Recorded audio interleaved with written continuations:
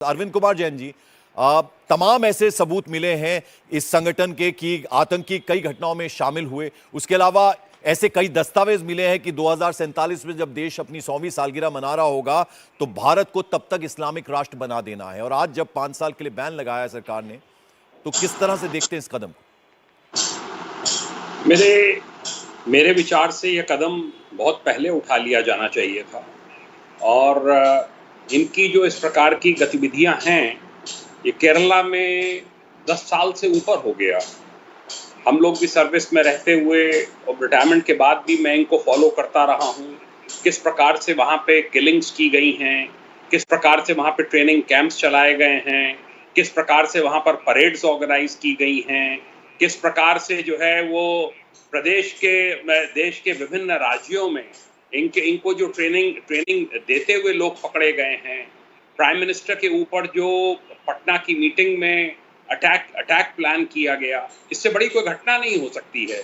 इसी प्रकार अन्य प्रदेशों में, और मैंने उत्तर प्रदेश में देखा, सीए एनआरसी के दंगों के दौरान जिस प्रकार की हिंसा 2019 में लखनऊ में हुई, ये अनप्रेसिडेंटेड थी। इस प्रकार की हिंसा। मैं भी लखनऊ का 5 साल आईजी जोन रहा हूँ, यहाँ जीपी रहा हूँ।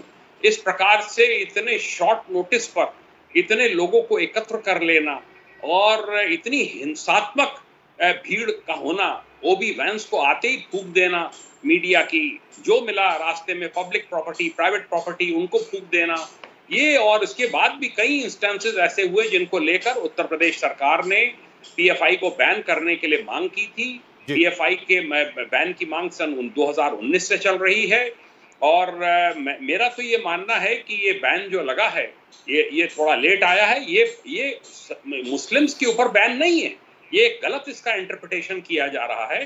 जो उनमें गलत कुछ तत्व हैं, जो विध्वंसक गतिविधियों में शामिल हैं, जो हवाला से ट्रांजैक्शंस, हवाला से पैसा लेकर और उनको गलत गतिविधियों में चैनलाइज कर रहे हैं, विदेशी संगठनों से, जो आतंकवादी संगठन हैं, उनसे संबंध बनाकर यहाँ से लोगों को गुमराह करके यूथ को भेज रहे हैं वहां पर इराक, सीरिया, अफगानिस्तान में लड़ने के लिए।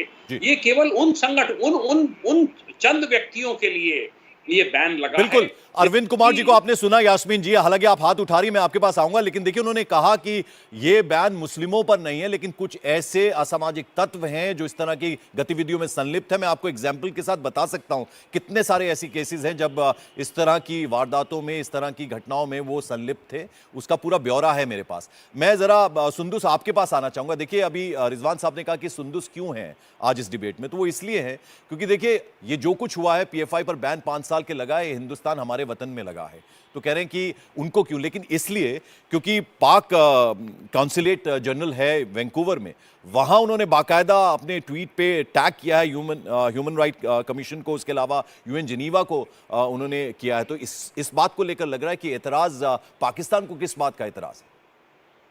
Thank you Pankaj for having me in your program. और पाकिस्तान दूर बैठकर जिस तरह से इंडियन मुस्लिम्स को और इंडियन रिलीजियस एक्सट्रीमिस्ट जो एक्टिविटीज़ हैं, जिस नज़र से हम यहाँ बैठकर चीज़ों को देख रहे होते हैं, जब आपने स्टार्ट में कहा कि पाकिस्तान कहाँ इन्वॉल्व है, तो जाहिर है कि आपने अपने प्रोग्राम में एज ए पाकिस्तानी मुझे लिया, बिकॉज पाकिस्तान का जब नाम आया तो ऑफकोर्स पाकिस्तान की तरह से भी एक स्टैंड देना बनता है। बिल्कुल मेरा क्वेश्चन ये है कि जब पीएफआई ने कुछ किया, अगर मतलब आपके ख्याल से कुछ आपकी कंट्री के कुछ लोगों के हिसाब से, कुछ मुसलमानों के हिसाब से कुछ अनलॉफुल, कुछ इलीगल एक्टिविटीज आपको फौरन नजर आ रही हैं, लेकिन आपको आरएसएस की कोई एक्टिविटी कभी क्यों नहीं नजर आती है? ठीक है, जो रिलीजियस एक्सट्रीमिज्म है जिस पर हमेशा इंडिया की तरफ से कदम लगाया जाता है कि पाकिस्तान में बहुत ज्यादा है, हमारे ख्याल से सो कॉल्ड सेकुलर इंडिया में जो रिलीजियस एक्सट्रीमिज्म है, जो आरएसएस की हिंदुत्व पॉलिसीज हैं, वो बेहद, वो अपनी एक कहते हैं ना सैचुरेशन पॉइंट भी क्रॉस कर चुका है। जो आरएसएस की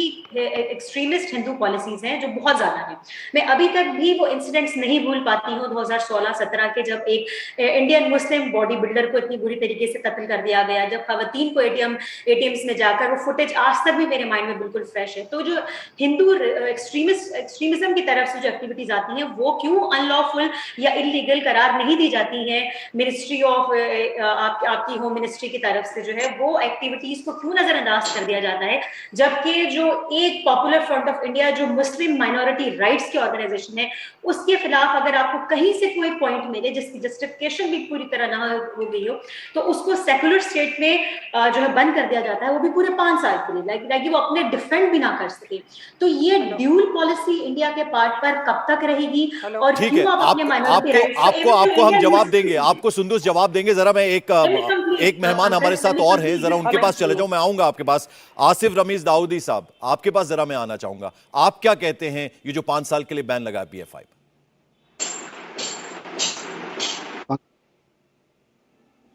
कहना चाहूंगा, जैसे मैं अभी पाकिस्तान से सुंदुस को भी सुन रहा था, ये सब मामले जो हमारे इंटरनल होते हैं, पाकिस्तान को या हमारे जो पड़ोसी मुल्क है उनको इस तरह के पेट में क्यों दर्द होने लग जाता है। सबसे आप हमारे इंटरनल कर रहे हैं, देख रहे हैं, तो ये PFI पर बैन आपका इंटरनल मैटर तो नहीं है ना सुंदुस? मैं आऊंगा आपके पास, जरा सुन लें हम जरा आसिफ भाई को।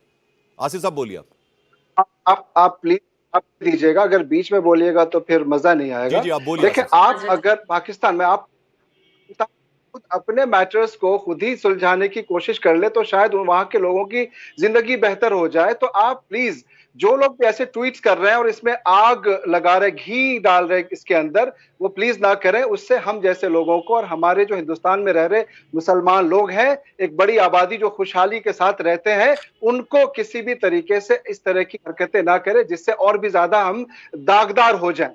ठीक है, पहली चीज तो मैं ये कहना चाहूंगा। दूसरी चीज, जो बैन होता है, देखिए होता क्या है कि जब तक आपका no one can write your bag unless it is ban, आपके पीठ पे कोई चढ़ नहीं सकता अगर वो कहीं ना कहीं झुका नहीं। अगर आप रेडिकल सोच रखते हैं तो किसी भी पार्टी, किसी भी धर्म से, अभी मैं PFI की बात कर रहा हूँ, PFI के अप्रोच के बारे में बातें हूँ, एप्लीकेशंस बहुत गंभीर है, इसमें कोई शक नहीं। साथ साथ ये भी है कि विधान कोर्ट है और उसके बात का यकीन है कि चीजें जो है बिल्कुल साफ खुल के अनफोल्ड होगी।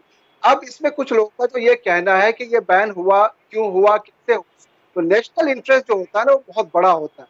नेशनल इंटरेस्ट को देखते हुए मुझे क्या लगता है कि इस तरह की चीजें जहां पे एलिगेशन हैं तो उसको तो साबित करना है कोर्ट में, लेकिन क्या इस बीच अगर आप जब ठीक है आसिफ साहब, थोड़ी आपकी आवाज हम तक ठीक नहीं पहुंच रही है, हम उसको ठीक करवाते हैं। मैं वापस लौटूंगा आपके पास। इंडिया टीवी हर वक्त हर जगह डाउनलोड करने के लिए सर्च करें India TV news Google play store या ऐप स्टोर पर।